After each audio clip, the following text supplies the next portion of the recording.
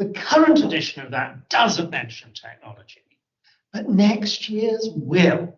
It mentions it in this really interesting way of technology keeps moving on, and we should be adapting to the change in technology. Providers and ITT and early career training are encouraged to consider how their training materials can support trainees and ECTs in the judicious use of technology, informed by evidence, helping pupils to progress and enabling and enhancing their own working practices. Doesn't become part of the core content framework, but there's an encouragement there in the preamble. I suspect that will get as much attention as those encouragements in preambles generally do. These two bits do make the cut, though. So as part of the learn that and the learn how to's, you have a particular focus on the next edition of using technology to provide better access to the curriculum for those with special educational needs and disabilities, and figuring out what sort of technology works there. So I'm really pleased about that. Still no reference to generative AI. There you go. The University's Council on the Education of Teachers had a little working group around this as to what's actually happening, and we ran a session at the last USET conference about that. And generally the feeling was amongst people who are training teachers as part of universities that, oh, well, let's just wait and see, let's see what happens, let's wait for the university to tell us what we should do around this. And I'm not sure as that's really good enough, given the role that this is already playing there in the classroom. So pockets of activity, waiting for decisions and subsequent policy and guidance frameworks at institutional level. And of course, this particular focus on too many of them are cheating in their assignments. That generally, that is the issue that people in roles such as my own are most concerned about getting the machine to write the essay for what the implications are of that. So, still plenty of stuff to do. And if you persuade me, we'll talk more about some of this. But just a quick overview of what we've done around this at Roehampton, because judging from the previous couple of slides, it seems we're quite a long way ahead of where most university teacher training groups are. So we've had this as part of our computing education modules for a long time now. So my secondary computing students know how to teach their pupils in school about AI, good old-fashioned AI, as well as the cool modern generative stuff. We've also talked a little about accessibility and inclusion as part of our professional studies programs, and that's nice to see that now eventually being reflected in core content. Then when all of this suddenly kicked off, November 22, we put together our working group. First thing we did was guidance on assessment.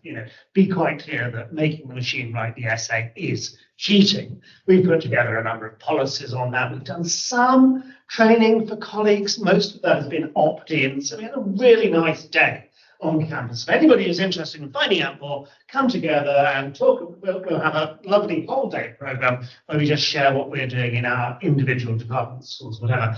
And then the most recent email is, oh, look, it's not working because they're still cheating on their essays. What should we be doing about rethinking how we assess their learning to make that less vulnerable to people getting the machines to do all of the work for them? We provided briefing for colleagues, and one of the really successful bits was briefing our primary visiting school supervisors. So these are part-time staff who go in and watch primary trainees teaching lessons and give them feedback on that. We brought them in and talked to them about the role of AI. And that, I think, was really very, very good. We talked to everybody about academic integrity, trying to make the point that you learn through doing the assignment, not just sort of typing it into ChatGPT. This remains an ongoing challenge. We've not solved this one yet. We're starting to see this being integrated into the subject modules beyond computing education. So my colleagues who are looking after history education, colleagues looking after English education, and indeed math education, done some really nice work around that. We want our trainees to be using their time in school as well as they possibly can. So starting to address how you can use the AI to save your time, and a range of experiences in school. We've got trainees who are placed at schools where they seem to be the only one who knows about anything about generative AI, and others who are placed in schools where they're using this very well. Right, there are relatively few slides like that. Anyhow, let's move on and look at those sort of 5 broad headings here. So let's start by thinking about what this means for the university. Roehampton hasn't yet been invited to join the Russell Group, but I guess the email is on its way. Who knows? The Russell Group have these 5 principles around generative AI, and I think they are jolly sensible ones there. That's not next one. I was going to show. So this is a good way of thinking about how any university for any subject ought to be thinking about this. And obviously, assessment is part of it. But there are also things about supporting students to become AI literate.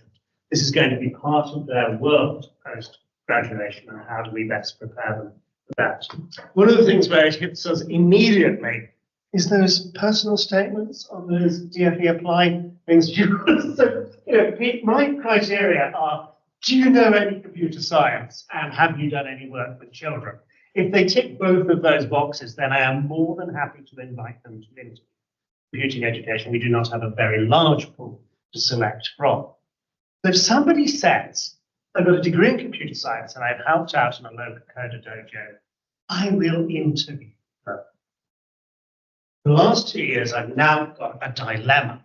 What if they type those 2 sentences into ChatGPT and say, write me 600 words which covers these 2 points, which is exactly what I did for the text you see on screen there. I don't know what to do now. They meet my selection criteria, but I have doubts about their academic integrity if in a box labeled personal statement, they're pasting text which was written by a machine rather than them. The AI detectors will spot this. So yeah, it says 80% of this probably written by an AI. Actually, it all was because I watched the AI do that on this occasion. And our friends at the department are really very unhelpful here, because the advice on the DFE Apply site says you can use ChatGPT or other AI tools to help you write your personal statement. Lovely, how encouraging. We're desperate for teachers. But then he goes on to say, you'll have a better chance of success if you add personal details. Personal statements are easy to notice. They're likely to result in your application being unsuccessful.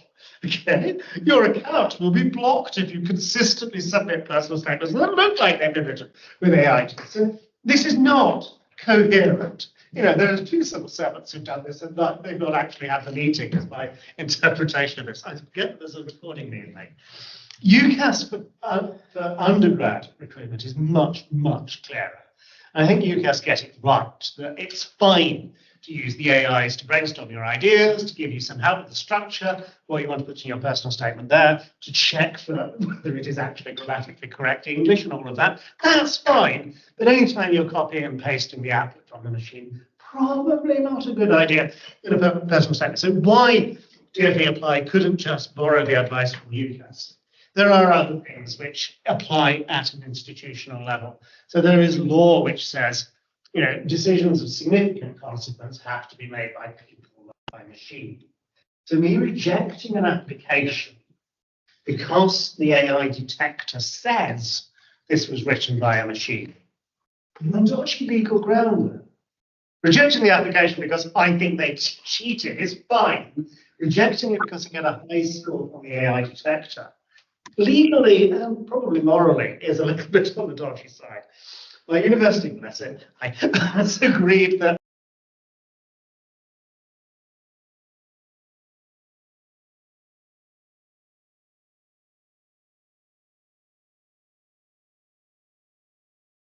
I think you've clicked mute. Sorry, you've clicked mute by mistake.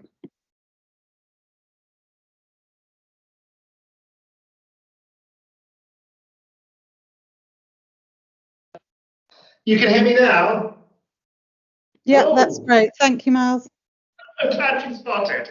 Right, where do I go to from here? It was probably a keyboard shortcut, wasn't it? Right. So we've got to still do the marking. We've got to still give the feedback. Nothing in here to say that they can't get feedback or indeed an indicative grade from the AI first. But when it comes to formal summative assessment,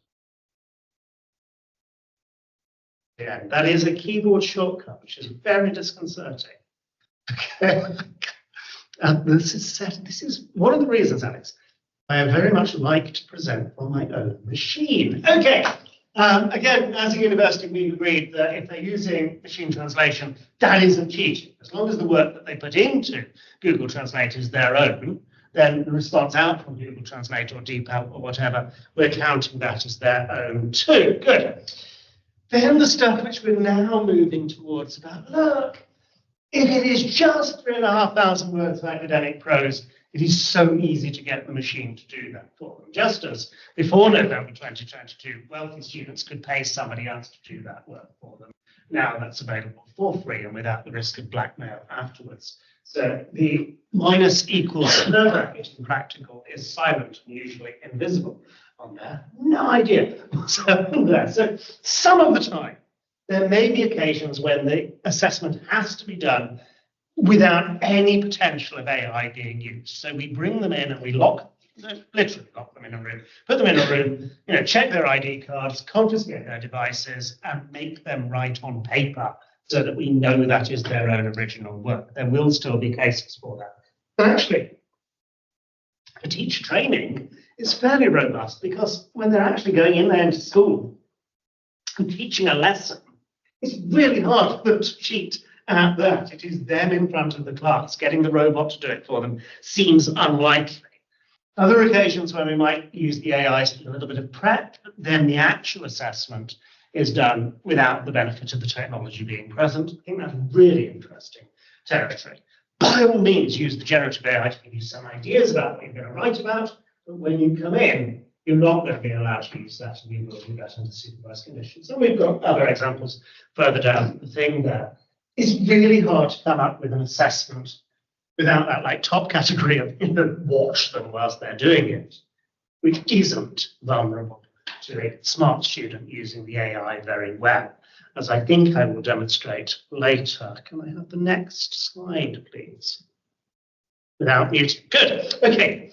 That takes us into then this territory about their use of these technologies as students. I suspect our program is broadly structured like yours. This big block there, half of the credits, they cannot cheat on that because they have to actually do the job of the teacher. But subject 1, subject 2, and professional studies are assessed through 3,500 word essays. Really tempting for students to choose to get a little bit of artificial help with some of that. Next slide, please. Good. Okay, where do you draw the line, personally, rather than institutionally? If I get ChatGPT to explain something to me, put your hand up if you think I've cheated. If I get ChatGPT to give me ideas for my essay, have I cheated? Okay, thank you. Right, okay, we're drawing the line very high. If I give my essay to ChatGPT and say, how could I make this better? Cheating? Are you using Studiosity? We are using Studiosity. So, well, until this year, the students send the essay to Studiosity, and Australian grad students look at the essay and give the students feedback on their essay. We are encouraging that. This year, Studiosity are just sending it to ChatGPT or something and pasting in the feedback from the large language model. Anyway, would you say it was cheating if we got the large language model to write the essay? Yes, okay. I think generally there is a consensus that the line is drawn here. You have people in the room who are drawing the line a lot higher, and I think that's an interesting conversation as to why we're drawing it there. I would generally draw it between third and fourth point because the first three, if my students ask one another for those things, or ask me for those things, or ask their mentor in school for those things, I think that's probably a good idea. Yeah? Can you explain something to me? I'm not going to send a student away and say, no, that's not my job. If the student says, can you give me some ideas? I do that already. Here is the assignment brief, do these things. And if they say, can you give me some more ideas? Yes, I will generally do this. So you just have to improve your essay. I will, but I very rarely get time on my workload to do that properly. But if I've got a student who is worried about failing and says, Miles, I don't know whether this is good enough. Can you have a look at my draft and tell me how to improve it? I don't mind doing that. I will make time to do that. And if they do that to one another, I don't think that's academic misconduct. There are people in the room who may. And thus, if it's okay for me or their friends to do that, I can't make an argument why it's not okay for the machine to do that. You might. Well, I know you look at it from an ethical Yeah. grounds, but my worry would be, what advice are they getting that's informing them? Because I actually think, like this morning I've interviewed, and we looked at the history of respiration and breathing. If they'd done any of the first three to get the thing they're going to tell me, I'd be really happy. Yes. But if they've just done something that somebody else had written for them, I wouldn't be. But also, if they now go into judge about and they say something that's nothing to do with respiration, but it's to do with photosynthesis, then how can I blame them for doing that? So yes. In the AI. Yes, there's an accountability thing in there. Yeah. It's spotting Yes. what criteria a good answer to that question is. Quite, yes. And thus, in order to determine whether the output is good, we need to know our thing. Yeah. And often if they ask one another for help with this, people get stupid. Sorry, I mustn't talk because there's a tape being made. Students who repeatedly refers to Vygotsky's theory of scaffolding in their assignment. And that's never something I have mentioned, obviously. I don't think it's something the AI which would come up with. I'm really curious as to who that said. Scaffolding is telling you the answer. So now you know the answer. So, you know, Yeah. you've heard of. Okay, but I think I can say that our position at Roehampton is, as a default, the first three are probably okay. The fourth is really definitely not. And say where I'd like to get us to, I think, in 1 or 2 slides' time. So there's a whole thing around academic integrity of treating it as if it were fraud.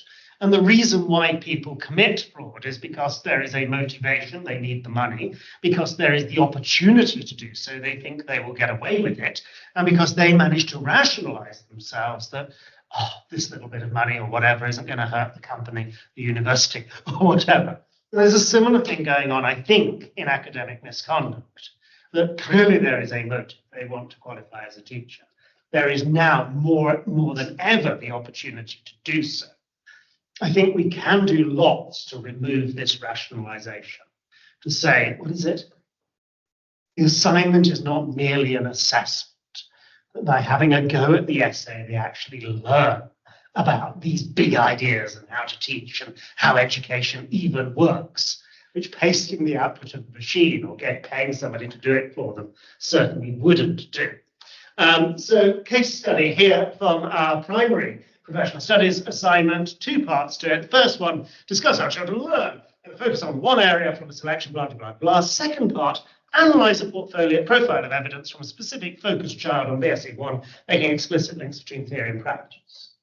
Going into this with my primary colleagues, we're all of the view that part 1 there is really vulnerable to the student getting the machine to do much of that work for them. Part 2, we felt, they've got to talk about what they did. How can the machine do that? Let's have a look at how it gets on. So, I'm particularly interested in Vygotsky's work, reviews relevant literature applying sociocultural theory to primary AL learners. And it does a reasonable job. After a while, you get used to, here is my introductory paragraph, here are 5 bullet points, here is my concluding paragraph. It is its style. And, unless they've been very clever, you will, if you see lots of text like that, you become very suspicious. I then prompted, give me a proper literature review with references, and it does a reasonable job.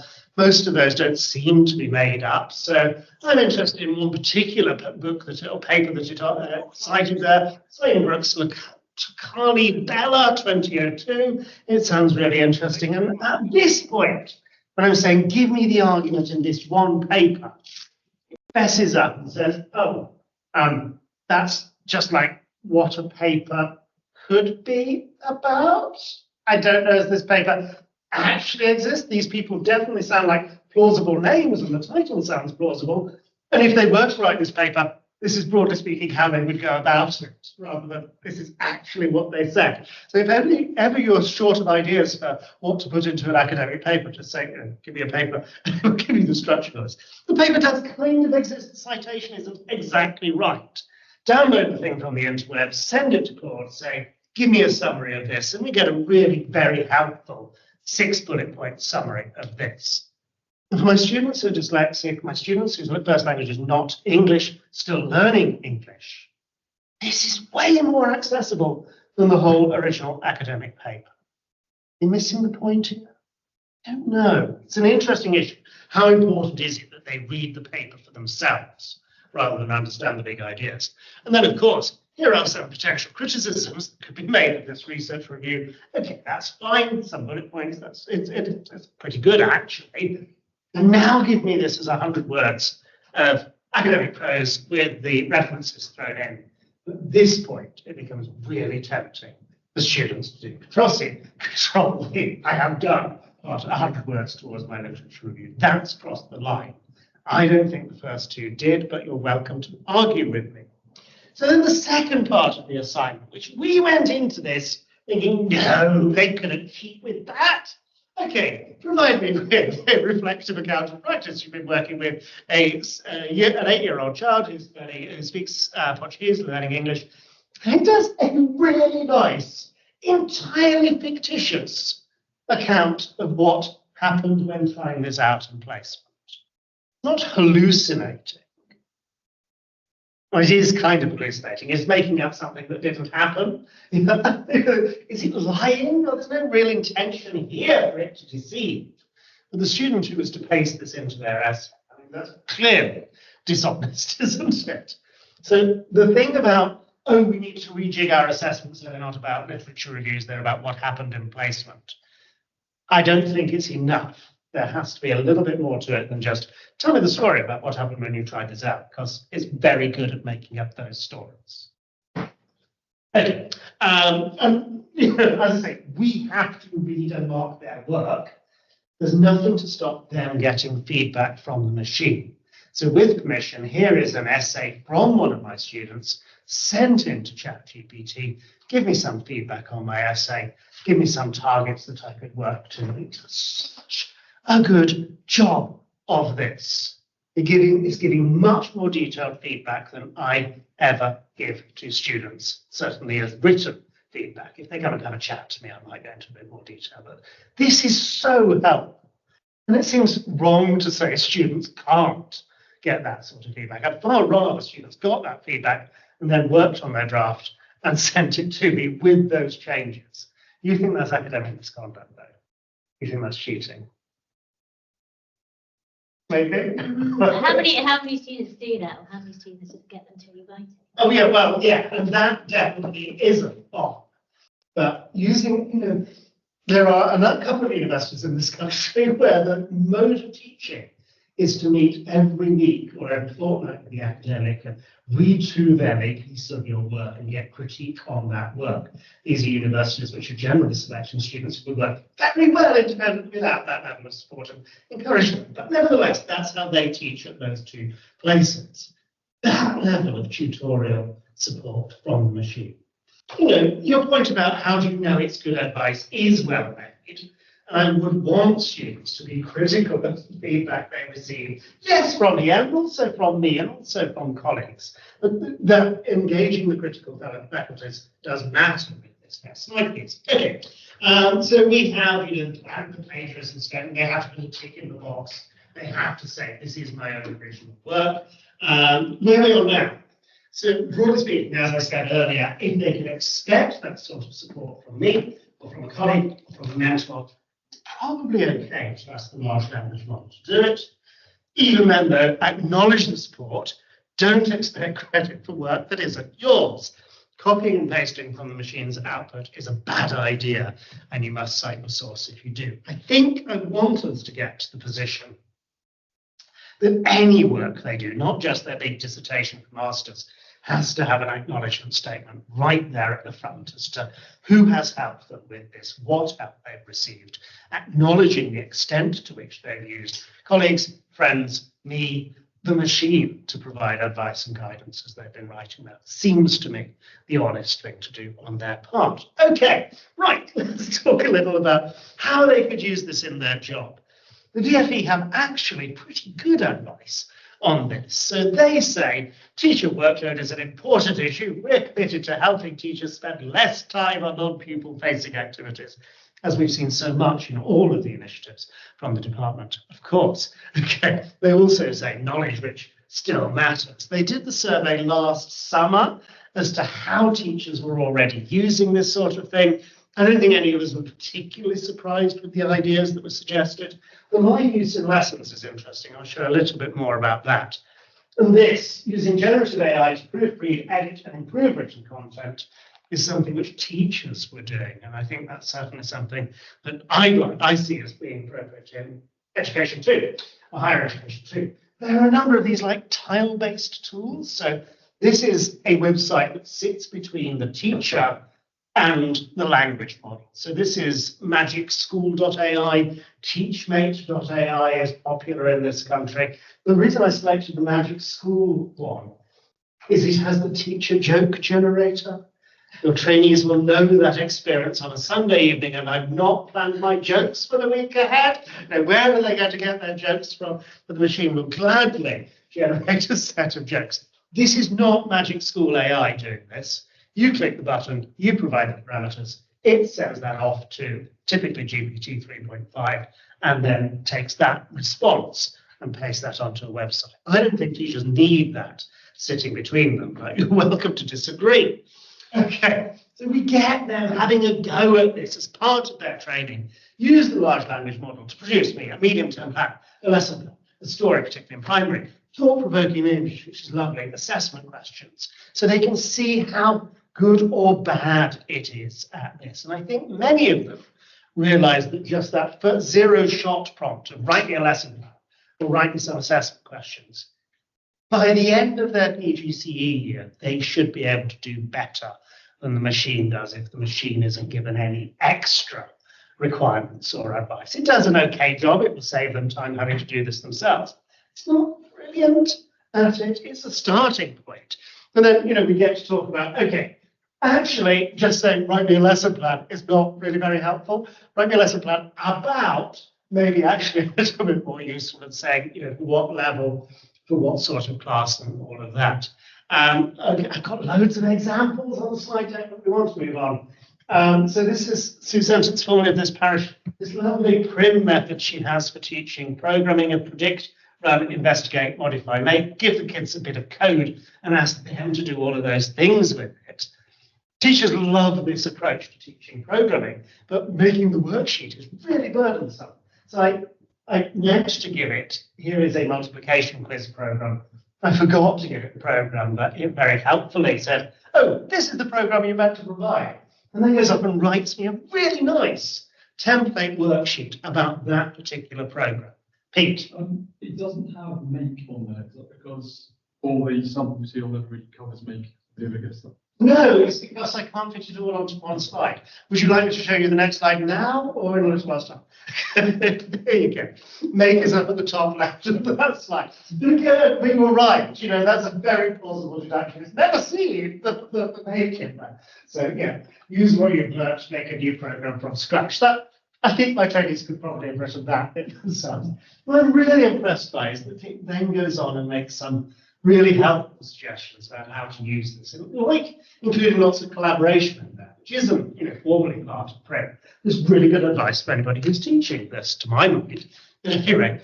And then, the whole multiple choice assessment items. So many of my trainees think that, quizzes or Kahoot is the most important thing in their lesson, but it takes ages to write good multiple choice items. It will write multiple choice items very, very happily here. And the split learning thing of watch this video, now answer some questions about it. They never watch the video. They think they can just answer the questions. You've all done the fire safety training, you know what I'm talking about. So, it will come up with good questions. I say, can I have those as a PDF, please? I get into the habit of saying please. I'm literally training the language model. I would like it to be polite to me in 20 years' time. The PDF containing this. Why do I ask for a PDF? Because then I can take the PDF and upload that into Office Forms. And on a good day, it will format that automatically as a multiple choice quiz, which I can put there onto Teams or whatever, and then they get to answer that as part of their lesson. Okay, then we've got examples from maths education. So what are the main misconceptions when teaching factorizing quadratics? This is hard work for a teacher to come up with that list. It's probably good work for them to think of those misconceptions for themselves. But if they're worried about, I don't know what my pupils will have not understood properly, then this is a good starting point. To my mind, give me some really engaging, active learning strategies or activities for teaching factorizing quadratic equations. Comes up with some lovely suggestions. I would not have thought of these all myself. And then over in maths education, they have this whole theory of variation thing. Start with simple examples and then gradually make them more and more complicated. And those changes where much of the education happens, there are maths educators in the room. It's totally misunderstood what's going on there. And it does a good job of that, of providing progression through a topic. I think we teach them how to prompt well. And I think we have been teaching them how to prompt well since we started training teachers. Because giving the machine a prompt is very, very similar from giving the class an instruction. It turns out that being clear really is helpful in both of these situations, that giving an example is really helpful in both of these situations, that entering into a dialogue, that's interesting. Now let's think about it this way, is helpful in both of these situations. I think teachers are not naturally good prompt engineers, but they have become effective prompt engineers because they are prompting on a very, very regular basis. It is what they do. There are limits there, and the problem with any slide like this is it just changes so much. Like Monday evening, they make GPT-4 free, so the reliability issue, that's kind of free for everybody. Now, it does make things up. It's not great. There's a really interesting thing here, that because of the way the language model works, look at all the tokens I've seen so far and predict what token word comes next. It's very good at working from what's happened already. So after this prompt, this is my response. It is not good at goal orientation. So it will tell me how to play a perfect game of NIM or whatever, but it can't play NIM because it's not good yet at that goal orientation. Wait for GPT-5, I suspect. Okay, trainees using this or teachers using this with their pupils. Education Act 2002, the curriculum must prepare pupils at school, the opportunities, responsibilities and experiences of later life. What does that mean now? This sort of technology looks as though it's here with us for a long time to come. So preparing them for opportunities, responsibilities and experiences that involves that is part of what we should be doing. And again, good advice from DFE. But look, they even say the educational sector needs to teach students how to use emerging technologies such as generative AI safely and appropriately. I was astonished at how clear they were in their guidance. This isn't statutory, but DFE are saying we should be teaching kids how to use these technologies, as well as the limitations, reliability, and potential bias of generative AI. It's not just roll up your sleeves and dig into this. There are other aspects to this as well. People will be familiar with the bottom bit of input, program, output. That's not how computers work anymore. This whole program bit, here is a sequence of instructions or a set of rules, isn't done by the teenager in the hoodie with the working in front of the screen with black screen with green letters on. This link between input and output is now determined by the data on which it has been trained, according to some machine learning model. Why am I talking about this to you now? Because your trainees should be teaching their pupils at least that much about how this magic even works. This isn't magic. This is determined by a choice of algorithm and by the training data with which it's supplied. And getting both of those right kind of matters for the future. For example, you put this on the report. On the left, you have pictures generated by a machine of computer scientists. On the right, you have pictures generated by a machine of programming. The 8 people illustrated there all have something in common. What do you notice? No, they're all wearing spectacles. Oh, yes, that too. Yes, okay. It's staring at the screen all the time. It gets worse. Here is another one. So this is child programming. This is teenager programming. And they have the same, they are all typically male. Here, the data on which it has been trained is biased, and it has just perpetuated that bias. It's assumed that that's part of the world, and that's not some, it is very easy to be critical of this. It is very obvious that there is bias here. The problem comes in the situations where it's far less obvious that there is a bias because of the language on which it's been trained. Our issue with doing this in school is terms and conditions apply. For most of the cool stuff that we've been looking at this afternoon, you have to be over the age of 13, typically with parental consent, to do that. So getting kids to do this below the age of 13 is really tricky. You can do it on the big board at the front of the room. And again, the DFE's consultation said there were examples of teachers doing this live in front of their class on the big screen at the front of the room. Here was my get Gemini to role play as Alfred the Great to keep the conversation going. And it has really good voice recognition, speech synthesis built in. Did you burn the cakes? That just followed me through the ages like a wisp of smoke from a well-baked hearth. It's just gorgeous the way it enters into the spirit of this, to my mind. And here we have the medieval manuscript of Alfred burning the flatbread. Or do we? Generated by the machine? Or taken from the British Museum, British Library? You know what I'm talking about this afternoon. You know where we got it from. And again, the thing about we should mark their work, but the bright kid or the conscientious kid who wants more practice. My daughter has to do, what is it? The 100 Years' War, because that's ideal preparation for life in the third millennium. So she has to, over the half term, she has to revise the 100 Years' War and the Battle of Crecy. Get ChatGPT to give her the essay question and suggest a structure for that. And anybody who thinks I managed to persuade my 12-year-old daughter to actually, 13-year-old daughter to actually sit down and write the essay, good luck. But, what is the feedback on this essay? Section is a creative addition, does a good job of simplifying the battle's events. The essay does an excellent job of capturing the essence of the Battle of Crecy, significance in medieval warfare. It's very warm and friendly in its feedback. You have to really push it in order to be critical. Give me a score, because nobody wants to read the feedback. They all just want to know the grade. So it comes up with a mark scheme for this and says 18 out of 20, excellent piece. Okay. And then, of course, the real fun stuff is where you start playing with the image generation. So here is Battle of Crecy as generated by the machine. And what the contemporary historians failed to record, chroniclers failed to record, was England's victory was down to our air superiority by employing a squadron of dragons to capture the castle. Okay. And finally, you'll be very glad to hear, Alex, what about in our role of training teachers? I've given you examples of the issues for a university. I've spoken a little about how they are choosing to use it to, as students, possibly to cheat, possibly for a little bit more support and encouragement where it's needed. We've talked a little about how they can use it in their work.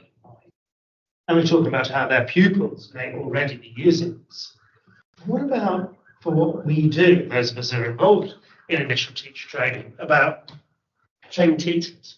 So we're starting to see people trying this out. So here is something which they use for people who are teaching undergraduate computer science courses. It listens in to their session, gets the transcript of that using good old-fashioned AI, analyze the transcript for when it was the tutor speaking, when it was the students who were speaking, and gives them, 80% of the time it was you talking. How good is that? And then listens in for when they responded to what students said, building the dialogic teaching, Alexander and all of that. So it's already possible to do this. None of my trainees were willing to let me have a transcript of one of their lessons, so I had to go with one of mine. Here is a lecture I gave relatively early on in the course. I give it the transcript of my lecture and say, talk to me about the examples of how I used questioning in this lecture. I can do this. I can listen back to my lecture and identify how I'm using questioning. My friends who work in our learning teaching enhancement unit would be only too happy to come and listen into my lecture and say, yes, that was a really good example of how you built on this, or you asked a good open question. But I could do this in like 4 minutes this morning. Here is the transcript. Identify my use of questioning there. And it's pretty good. Yeah, perfect. Maybe not, but it's a really good one. Okay. And then, now, how could I be a better lecturer? How could I be a better teacher? Give me my 5 targets, and I said 5, for how to improve my use of questioning in my lecturing. I'd have guessed most of these. The think, pair, share thing is a little bit hackneyed. More open-ended questions is probably good advice. How many questions have I asked this afternoon, ladies and gentlemen? Encourage student-generated questions. That's something I'm so keen to do. Does anybody have any questions for me? And then this whole, the role play thing. Does anybody remember the Choose Your Own Adventure books? If you want to fight the dragon, turn to page 92. If you want to run away from the dragon, turn to page 27. And I'm sure you've had the thought of, we could do teacher training as a choose your own adventure. Do you want the class lined up outside the room, or do you want them all coming in and sitting at their tables? What could possibly go wrong? We could do this as role play with the computer. And the example on screen there is using this for tutorials for undergraduate computer science education. Again, but I had a go at this morning. So Emily is in year 8. She's dyslexic. She doesn't enjoy her computing lessons because she doesn't find them particularly relevant or engaging. Emily, but I've got to teach her these core concepts of sequence selection and repetition. Hi, Emily. What can you remember about Scratch programming in primary school? So then it analyzes my question. Teacher's input here is calm and open question, seeks to gauge the student's prior knowledge and comfort level with the topic. Many of us would give feedback like this. Its response in the voice of Emily. I remember we made some simple games and animations. It was kind of fun. They often got stuck and needed help. It's so good at taking on this persona. This isn't as effective as a trainee teacher going and actually chatting to a kid. Okay, don't get me wrong here. But if you're thinking about, what is it, intensive training and practice, this whole ITAP thing with the digital version of what we're wanting them to practice, then practicing your teaching to an AI-generated character might be more interesting, closer to it, than role-playing Emily yourself. Or it might not. I don't know. It's an interesting question. And then the lovely one, this is based on Dave Weston's example, so I cannot claim all the credit for this. But he has this lovely thing about, okay, these horrible conversations. You're the form teacher, you've got the angry mum, gender stereotyping, who's there, wanting to say, why are you not doing more for my daughter? She's miserable at school. What is your first response to that? And again, we get to role play that. It gives its analysis. And then we go and get the chance to rethink what we should have said and come up with a better way of doing this. And we could carry on doing more and more of that. Okay, right, finally, I'm working in teacher training at a university. I'm allowed to talk about Vygotsky and social constructivism and the zone of proximal development as long as there's nobody from Ofsted or the ministry stick into this. Yeah, Vygotsky's great insight to my mind is that learning is mediated through the medium of language. So we think about it in, when we're thinking about the thing in our head, typically we are using language to do that. We get to borrow from other people's experience and wisdom and knowledge through the medium of language. Until November 22, that was always another person. Not always face-to-face, I know. Sometimes mediated through technology or through print, which is another technology, or writing or whatever. But it was a person that we were learning from. I don't know if that's still the case when it's the large language model. It's not a person, but it cons us into thinking of it as if it were, because it's articulate and well-read and kind and patient and all of those things. And generally, when the thing I'm communicating with has that command of language and knowledge and experience, I attribute it with personhood. I know I am not talking to a machine, talking to a person, not talking to a machine. It's really hard to remember that, and I worry about the kids for whom that's not quite so obvious as to who it is with whom they're communicating. Anthony Selden, Sir Anthony Selden, worry about this is that it takes all of the bite out of it. What is the thing that we're supposed to say now? The legacy of, sorry, somebody from the university, I'm busy. Right, the legacy, what is it? Memory is the legacy of thought, yeah? That unless you think about the thing, you're unlikely to remember the thing. I suspect this is true in your lives. It's certainly true in mine. The stuff that stays with me is the stuff that I had to work hard at to acquire in the first place, that I had to think hard about. ChatGPT just comes along and says, there's your 3,500 words. You don't need to do the reading or the equivalent school-age tasks.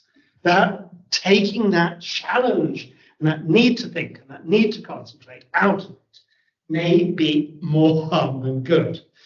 In order to use this system, in order to use ChatGPT, I am the one who now has to pass the Turing test.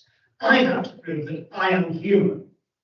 I think there is more to that than merely my ability to put the tick in the box or to identify which of the pictures include traffic lights. So what is education for a human now? And this is all right. These are things which I think stay with us, even if, generating 3,500 words of prose is something which gets taken away. Right. Thank you so much for having me.